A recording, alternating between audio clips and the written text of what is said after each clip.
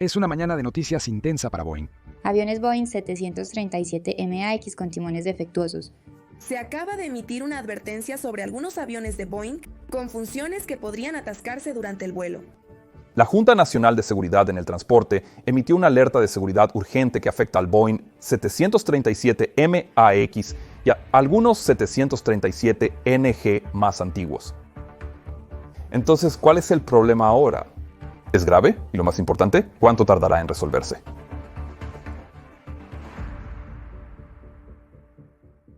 Sé que he comenzado muchos de mis videos recientes de esta manera, pero Boeing realmente no necesita otra crisis en este momento. Mientras grabo esto, los trabajadores de la compañía en la mayoría de sus sitios de producción clave en el estado de Washington y en otros lugares aún están en huelga, afectando tanto a los clientes de Boeing como a sus proveedores. Pero claro, el ciclo noticioso no espera a nadie. Así que Boeing se encuentra una vez más en las noticias por las razones equivocadas. Porque el 26 de septiembre, la Junta Nacional de Seguridad en el Transporte emitió una recomendación urgente de seguridad que involucra el sistema de timón de dirección del Boeing 737. El documento señala que en situaciones muy específicas, el timón de dirección de los Boeing 737 afectados podría atascarse o restringirse. Ahora, el timón de dirección es el gran control de vuelo en la parte trasera del estabilizador vertical y normalmente controla la aeronave alrededor del eje de guiñada, que es crucial para el giro coordinado, el control direccional en tierra, los aterrizajes con viento cruzado y también en caso de un fallo del motor. Ahora explicaré cuáles son estos problemas específicos con el timón de dirección esta vez, pero quiero dejar una cosa muy clara antes de continuar. Este problema no está relacionado con los accidentes de timón bloqueado, incluyendo generaciones previas del 737 de las que quizás has escuchado. Ahora, podría entrar en más detalles sobre esos accidentes en un momento posterior en el canal Mentor Pilot, pero lo que necesitas saber es que esos eventos involucran la actuación hidráulica del timón de dirección en sí, que no es el mecanismo del que ahora está hablando la Junta Nacional de Seguridad en el Transporte. Entonces, ¿de qué trata este nuevo problema? Bueno, esta historia surgió después de un incidente que ocurrió a principios de este año, el 6 de febrero de 2024. Ocurrió con el vuelo 1539 de United Airlines, que operaba desde Nassau, en las Bahamas, hasta Newark, Nueva Jersey, en los Estados Unidos. Ahora, aquí debo enfatizar que todavía no tenemos el informe final sobre este incidente, pero la Junta Nacional de Seguridad en el Transporte publicó un informe preliminar aproximadamente un mes después del incidente, exponiendo los hechos básicos. La aeronave involucrada era un Boeing 737 MAX 8 de 4 años con número de cola noviembre 477280 y fue construido originalmente para Air Italy, quien lamentablemente dejó de operar en 2020 antes de que pudieran siquiera recibirlo. Y el hecho de que este avión específico fue construido originalmente para alguien que no era United es una parte clave de esta historia, como verás pronto. A bordo del vuelo del incidente había 161 personas entre pasajeros y tripulación. Según los informes, la mayor parte del vuelo fue estándar y sin incidentes. Pero los pilotos se enfrentaron a un problema inesperado justo después de haber aterrizado en la pista 04 derecha de Newark. Verás, cuando el capitán que estaba pilotando intentó mover el timón para mantener el avión centrado en la pista, se dio cuenta rápidamente de que los pedales del timón estaban completamente atascados, o al menos parecían atascados en respuesta a la aplicación normal de presión con el pie, como él lo expresó más tarde. Pensando rápido, el capitán usó el timón de dirección en la cabina izquierda para controlar la rueda delantera y mantener el control direccional. Los pedales del timón se conectan a la rueda delantera y pueden dirigirla de forma limitada. Normalmente no los usaríamos durante el aterrizaje, ya que pueden mover la rueda delantera muy rápida y abruptamente, resultando bastante incómodo a altas velocidades. A pesar de la velocidad con la que sucedió todo, al final las cosas resultaron bien. Los datos de Automatic Dependent Surveillance Broadcast, B, del vuelo, no muestran ninguna desviación significativa de la línea central. Y cuando el avión tomó una salida de alta velocidad de la pista, el capitán le pidió al primer oficial que verificara si sus pedales de timón funcionaban mejor, pero el primer oficial descubrió que sus pedales estaban básicamente congelados también. Poco después, uno de los pilotos, probablemente el primer oficial, golpeó con fuerza los pedales, desatascándolos finalmente. Después, el capitán volvió a probar sus pedales y descubrió que ya funcionaban con normalidad. Mientras tanto, los pasajeros detrás de los pilotos no notaron nada inusual. El avión simplemente continuó rodando hacia su puerta, donde todos desembarcaron normalmente y siguieron su camino alegremente, excepto el avión, que obviamente fue retirado de servicio de inmediato. Al principio, los ingenieros de la aerolínea no pudieron encontrar partes obviamente defectuosas en el mecanismo del timón de dirección al examinarlo.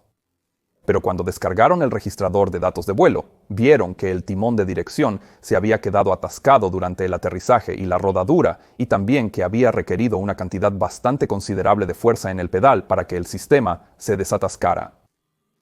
3 días después del incidente, United Airlines realizó un vuelo de prueba para ver si el problema podría ser replicado. Y para su asombro, descubrieron que sí se podía. Esta vez, los pilotos revisaron e identificaron el timón de dirección se había atascado mientras aún estaban a gran altitud. Después de identificar el problema, se acortó el vuelo de prueba y el avión regresó a Newark, donde la tripulación aterrizó de manera segura, presuntamente tras conseguir que el timón de dirección volviera a estar operativo. Y fue en este punto que la Junta Nacional de Seguridad en el Transporte fue notificada sobre toda la secuencia de eventos y comenzó su investigación sobre todo esto. Ahora, además de la propia Junta Nacional de Seguridad en el Transporte, la investigación también involucró a United Airlines, Boeing, la Administración Federal de Aviación y también a una empresa llamada Collins Aerospace. Y la razón por la que Collins formaba parte de todo esto era porque la Junta Nacional de Seguridad en el Transporte había descubierto que el problema involucraba una pieza llamada actuador de guía de despliegue, que había sido fabricada por Collins Aerospace. Al probarse en tierra en condiciones normales, la Junta Nacional de Seguridad en el Transporte y los ingenieros de United Airlines descubrieron que esta pieza funcionaba perfectamente bien, que era lo mismo que los pilotos habían descubierto después del incidente del 6 de febrero. Pero cuando la Junta Nacional de Seguridad en el Transporte probó la pieza nuevamente, después de someterla a temperaturas muy frías, encontraron que su función estaba seriamente comprometida. Entonces, ¿por qué fue eso? Bueno, llegaremos a eso pronto, pero lo que hace que toda esta historia sea particularmente extraña es que la pieza involucrada ni siquiera estaba siendo utilizada cuando comenzó a fallar, porque en realidad había sido desactivada a petición de United Airlines. ¿Qué tan inusual es este problema? ¿Qué hace incluso esta pieza? ¿Y si no estaba en uso, qué hacía allí? Bueno, como puedes imaginar, había un montón de diferentes historias circulando en la prensa cuando se dio a conocer esta noticia. Y con la avalancha de actualizaciones relacionadas con Boeing, quería obtener una comprensión verdaderamente integral de la situación. Para entender qué es el actuador de guía de despliegue y qué estaba haciendo en esta aeronave, tenemos que hablar un poco más sobre el sistema de timón del 737. Los pedales del timón en el 737 pueden mover el timón de varias maneras. Primero que nada, están conectados a través de cables a un mecanismo de tubo de torsión, que a su vez está conectado a una unidad de control de energía principal y de reserva o PCU. Este es un sistema de circuito cerrado, lo que significa que la posición de los pedales corresponderá a la posición del timón y viceversa. Pero hay más complicaciones en este sistema, porque también está diseñado para reducir la cantidad de deflexión que los pedales importan en el timón a medida que aumenta la velocidad del avión, para disminuir su efecto y evitar grandes fuerzas en la aleta. Y encima de eso, la PCU también incorpora la operación del amortiguador de guiñada, que mueve el timón automáticamente en vuelo para contrarrestar algo conocido como rolido holandés y también para ayudar a los pilotos a coordinar los giros con el alabeo de los alerones. Pero los pilotos automáticos trabajan junto con el amortiguador de guiñada. En condiciones normales, los pilotos externos no controlan el timón de forma directa, lo cual pronto se volverá importante. Ahora, por supuesto, hay mucho más en el sistema de timón que esto, incluyendo mucha redundancia y procedimientos de fallo, pero lo que necesitas entender es que estos sistemas han sido actualizados y modificados varias veces a lo largo de la historia del 737. Eso incluye lo que hicimos con él después de esos accidentes de timón a tope en los años 90. Pero de nuevo, esos accidentes y su resolución precedieron a la introducción de la familia 737NG y MAX. Así que esas modificaciones no tuvieron nada que ver con este incidente. Pero algunos 737 tienen otro sistema separado que también puede mover el timón de dirección. Y ahí es donde entra en juego el actuador de guía de despliegue. Verás, este actuador es en realidad un tipo de mecanismo servoeléctrico. En el informe provisional, La Junta Nacional de Seguridad en el Transporte describió la pieza defectuosa como un servo de guía de despliegue del timón con número de pieza SVO 730. Esta pieza está relacionada con el piloto automático del Boeing 737. Específicamente tiene que ver con los enfoques sistema de aterrizaje por instrumentos y los aterrizajes automáticos. Ahora, si eres un espectador regular en el canal de Mentor Pilot, puedes recordar que generalmente nos referimos a tres tipos de sistemas de aterrizaje por instrumentos o enfoques sistema de aterrizaje por instrumentos, dependiendo del equipo disponible en el aeropuerto, en la aeronave, así como las certificaciones de los pilotos. Y el tipo de sistema de aterrizaje por instrumentos que utilizaremos depende de las condiciones meteorológicas a las que nos enfrentamos. Los enfoques sistema de aterrizaje por instrumentos se clasifican como CAT 1, CAT 2 y CAT 3. Y a medida que los números aumentan, su precisión mejora y por lo tanto el mal tiempo y la visibilidad que podemos manejar también mejora. Pero para realizar realmente un aterrizaje automático, donde el avión toca la pista por sí solo, necesitamos hacer un enfoque sistema de aterrizaje por instrumentos de categoría 2 o categoría 3. En un Boeing 737 esto implica el uso de ambos pilotos automáticos respaldándose mutuamente. Como mencioné, el avión, aeropuerto y pilotos deben mantener su certificación para hacer posibles estas operaciones. Pero lo cierto es que estas son solo las categorías generales de enfoques, sistema de aterrizaje por instrumentos que tenemos. Hay incluso más subcategorías, por lo que cuando se trata de Autolands de categoría 3, también tenemos categoría 3 Alpha, categoría 3 Bravo y al menos teóricamente categoría 3 Charlie. En un Autoland de categoría 3 Alpha, la aeronave se pilotará sola hasta la pista, hará el FLAR y aterrizará automáticamente. Después, el piloto al mando debe mantener el control direccional usando los pedales del timón de dirección. En este enfoque, desconectaríamos el piloto automático tras el aterrizaje y manejaríamos el avión por la pista. Este es por mucho el enfoque de categoría 3 más frecuente. Pero luego tenemos la categoría 3 Bravo, donde el piloto automático permanece conectado y mantendrá el control direccional después del aterrizaje y durante el despliegue. La categoría 3 Charlie es esencialmente la misma que la categoría 3 Bravo, excepto que con un 3 Bravo todavía necesitamos poder ver un poco de la pista o sus luces antes de aterrizar, lo cual no necesitamos en una categoría 3 Charlie. Esto implica que con la categoría 3 Charlie tal vez no puedas ver nada tras el aterrizaje, lo cual es aterrador por decirlo menos. Pero en la práctica, hasta donde sé, la categoría 3 Charlie no existe realmente. Porque con una visibilidad tan baja, incluso rodar fuera de la pista y hacia un lugar de estacionamiento sería casi imposible. Y encima de eso, habría serios problemas con los vehículos de bomberos y rescate para llegar de manera segura a una aeronave bajo esas condiciones si fuera necesario. Por cierto, déjame saber en los comentarios aquí abajo si hay algún nuevo desarrollo alrededor de esto porque podría haberme perdido algo. Así que solo dime, y mientras estás allí abajo asegúrate de darle me gusta y suscribirte al canal también. De todos modos, el punto aquí es que, como estoy seguro de que ya has adivinado, el dispositivo que permite al piloto automático mantener la línea central de la pista después del aterrizaje durante un aterrizaje de categoría 3 Bravo es el actuador de guía de despliegue, que es un complemento que permitirá al piloto automático trabajar directamente con el timón de dirección. Pero lo cierto es que de los muchos miles de 737 NGs y MAX en servicio hoy, solo una fracción de ellos están configurados para poder hacer aterrizajes de categoría 3B. Por lo tanto, la mayoría de los Boeing 737 no cuentan con actuadores de guía de despliegue. Hay diferentes razones por las que las aerolíneas eligen hacer esto, principalmente involucrando costos, infraestructura aeroportuaria disponible y quizás procedimientos específicos de la aerolínea. Para mantener la consistencia en la capacitación, las aerolíneas generalmente intentan que sus flotas tengan la misma configuración, sistemas y procedimientos en todas las aeronaves. ¿Recuerdas cuando dije que el 737 MAX-8 en este incidente fue originalmente construido para una aerolínea diferente que luego nunca lo recogió? Air Italy había ordenado que sus aeronaves se configuraran para realizar aproximaciones de categoría 3 Bravo, por lo que estaban equipadas con todos los sistemas necesarios para hacerlo posible. Sin embargo, resulta que United Airlines no utilizó este sistema en su flota de 737. Entonces, cuando decidieron adquirir este particular 737 MAX y algunos otros similares de Boeing, United le pidió a Boeing que desactivara esta capacidad de categoría 3 Bravo. Pero aunque se hizo esto, el actuador de guía de despliegue no se eliminó completamente del mecanismo del timón de dirección. En cambio, el sistema permaneció en su lugar, desactivado, pero aún conectado al resto del mecanismo del timón de dirección.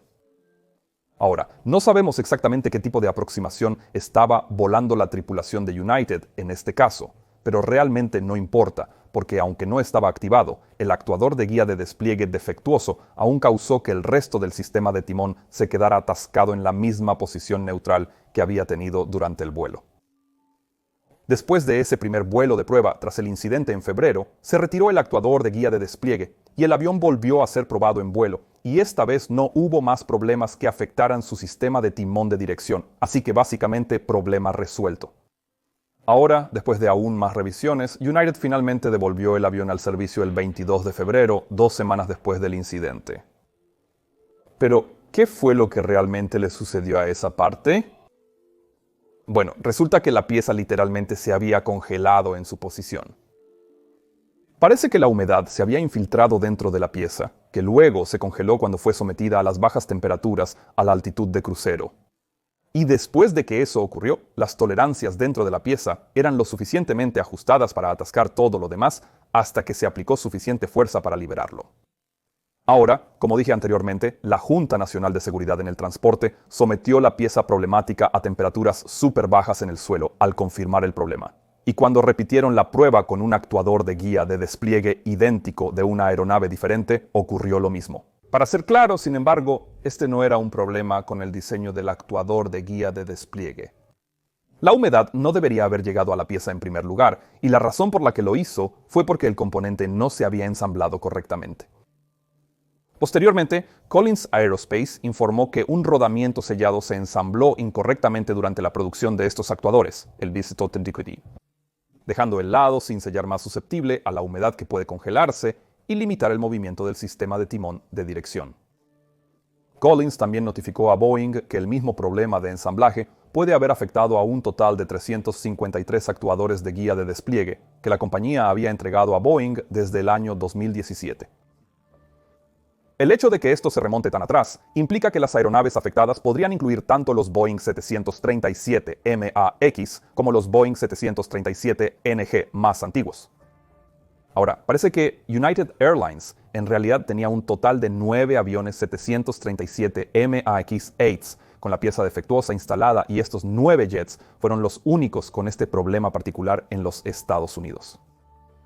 Según Dominic Gates en el Seattle Times, las aerolíneas en los Estados Unidos en realidad recibieron 16 737 más, con las mismas piezas afectadas, pero estos jets luego fueron arrendados a otras aerolíneas fuera de los Estados Unidos.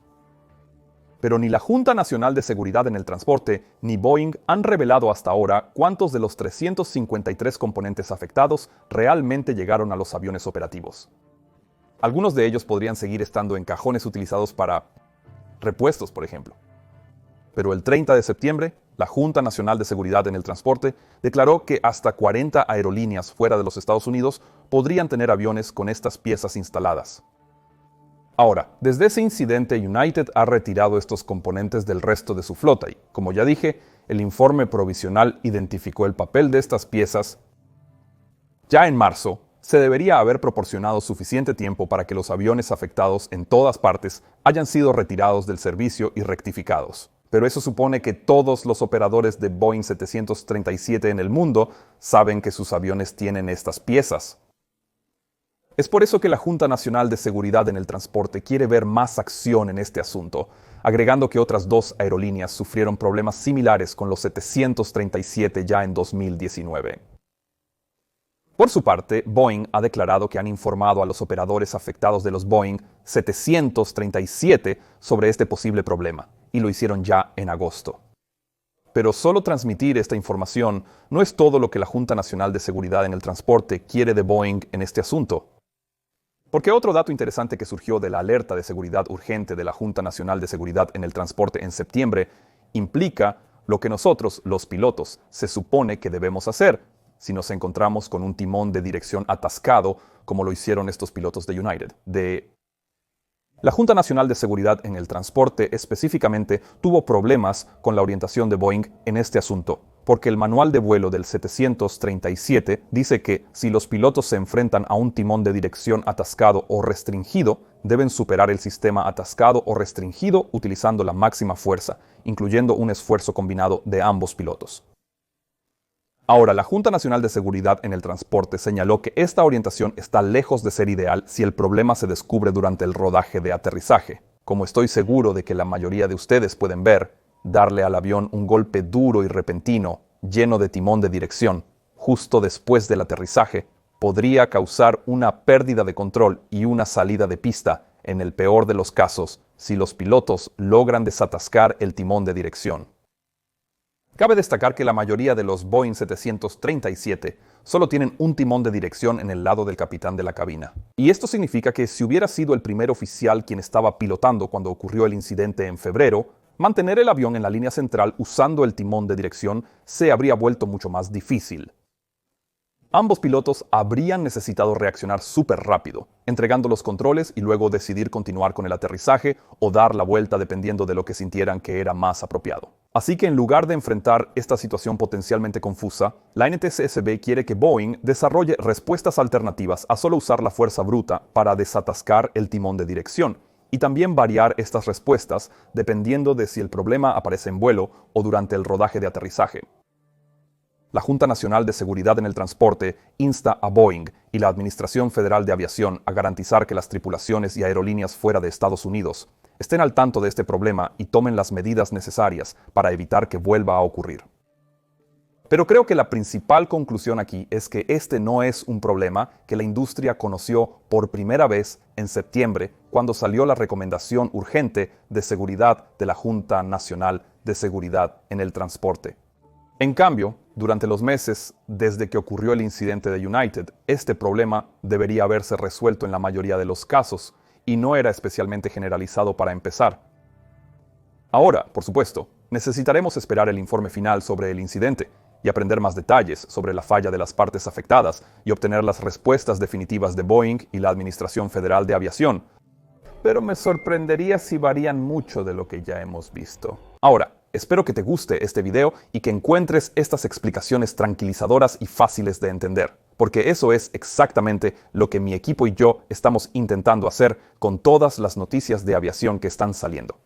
Y si quieres apoyar nuestra causa y también tener una vista previa de nuestros videos e incluso dar opiniones sobre ellos, entonces por favor únete a nuestro equipo de Patreon yendo a patreon.com/join/mentorpilot. Nuestra reciente campaña ha superado los 4,000 Patreons, lo que significa que ahora hemos podido contratar a más guionistas, lo que llevará a más contenido para ustedes. Pero si logramos superar los 5,000, tengo un canal completamente nuevo que me encantaría lanzar.